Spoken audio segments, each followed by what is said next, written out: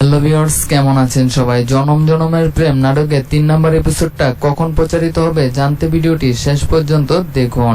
নাটকটি অনেক বেশি দর্শক জনপ্রিয়তা পেয়েছে। অলরেডি কিন্তু 2 নম্বর এপিসোডটা দিয়ে দেওয়া হয়েছে। যারা এখনো 2 নম্বর এপিসোড দেখেননি অবশ্যই দেখে আসুন, যেখানে দেখানো হয়েছে যে পরীর হাত ছোঁয়ার সাথে সাথেই সেই কিশোর মনে পড়ে গিয়েছে যে আসলে পূর্বে কি ঘটেছিল এবং কি ভালোমতো মনে করার জন্য তার মাথায় আবারও হাত বুলিয়ে দেয় সেই শ্রাবণী। ঠিক তখনই বিশুর সবকিছু মনে পড়ে যায় যে আসলে এক সময় তারা তাকে বাঁচিয়েছিল। কি কি এমন ঘটনা ঘটেছিল যে তাকে বাঁচাতে হলো? তাকে কি সাপে কেটেছিল? হ্যাঁ ভিউয়ার্স, তাকে সাপে কেটেছিল।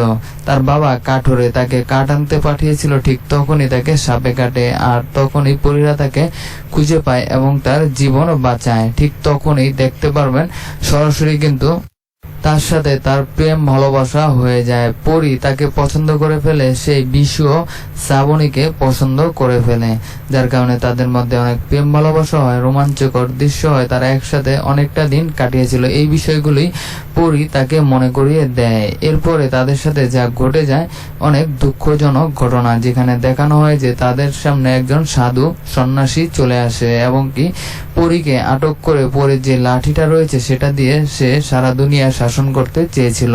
সেই পাওয়ার পেয়ে সে খুশি হয়ে গিয়েছিল। আর পরীকে বোতলে ঢুকে পানিতে ফেলে দেওয়া হয়, কিন্তু বিশু সেই লাঠিটা ধ্বংস করে দেয়, কারণ সেটা যদি শয়তানের হাতে যেত তাহলে সেও দুনিয়াটা ধ্বংস করে ফেলতো। এজন্য বিশু ভালো একটা কাজ করেছে, যার কারণে তাকে মেরে ফেলা হয়। কিন্তু নতুন করে বিশুর জন্ম হয় এবং কি এত বছর পরে পরীকে উদ্ঘাটন করার পরেই সবকিছু মনে পড়ে।